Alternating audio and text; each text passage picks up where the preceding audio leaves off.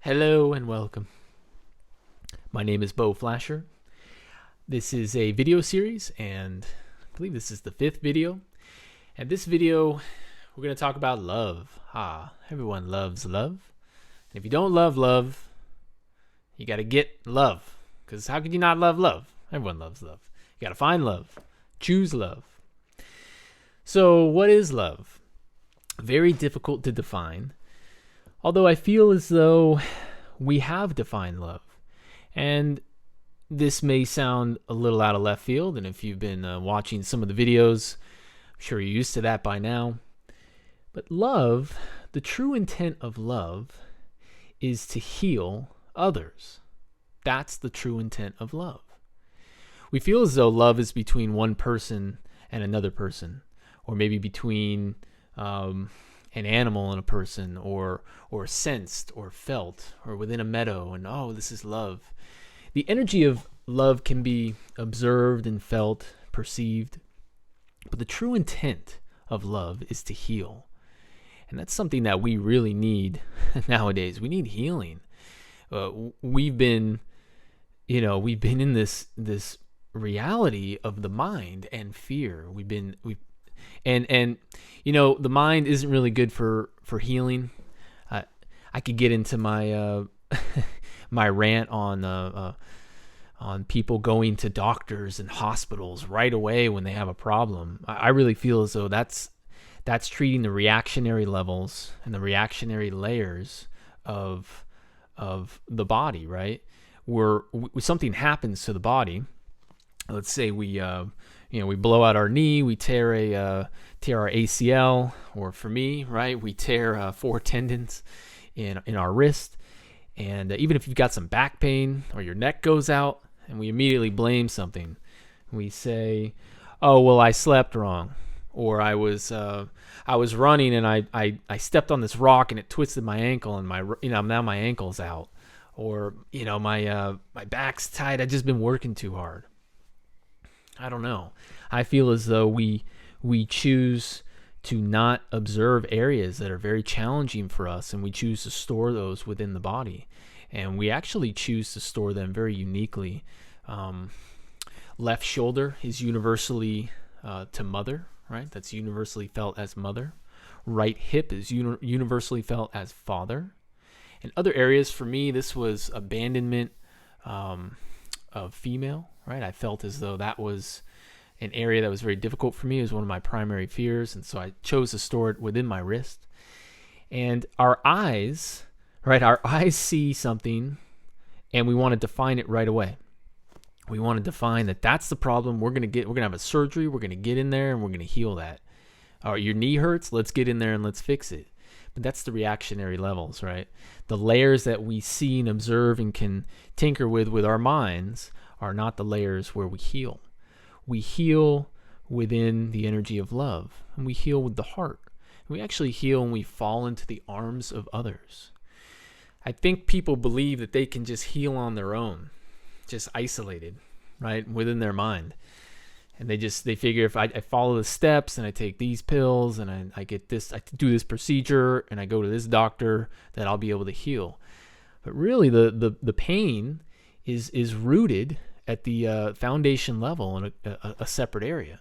Right? It's very general, very vague, but love heals many things. And the energy of love may be felt in the arms of others, right? Now, if you can consciously apply focus within your heart and project consciously from the heart and allow the heart to heal your body, that's one thing. That's a technique that I work on. Passing focus out of the mind. Remember, the mind it's controlling the space within your head. If you can begin to observe the layers and thought forms that control your focus, you can then escape it. It's kind of like getting off the freeway. The mind's just doing all day long. If you can slow that down, you can pass focus out and apply it in different areas. But that's a little bit more difficult to do. So we heal when we choose to feel, right? When we choose to release control.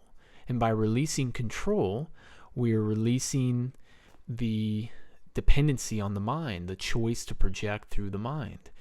Right? The mind is good for things, right? I'm biased here because I understand the way the mind works and its intent. And yes, you need the mind to drive and to, when you're cooking, it's process, it's defined. But that is not love. The true intent of love is to heal, and that's something we need more of. Yes, you can feel love from one person to another, but I would argue that if you feel a deep sense of love for another being, that they're actually healing you. They're healing you. They're allowing you to release areas of control that are very challenging for you to understand. And it's very difficult for us.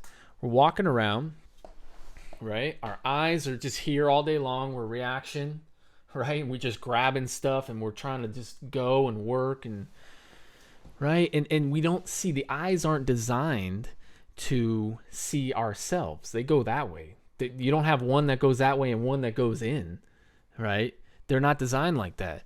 We are designed to observe others so we can help others. So if my shoulder, I'll do this with my shoulders hiked up, or my neck is in pain, right? I can allow someone to see me and ask them, well, why do you feel I have this? Can you help me? Can you see this? Or why do you feel my knee is hurt?